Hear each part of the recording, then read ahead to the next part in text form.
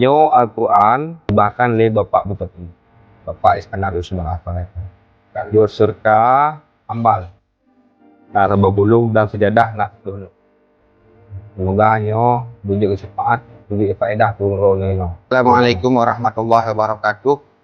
Terima kasih ada dan untuk tempat kamu tempat ji iaitu Desa Serembu Lapang Dusun Kita Damai yang kena izat berupa ambal, sajadah dan Al-Quran.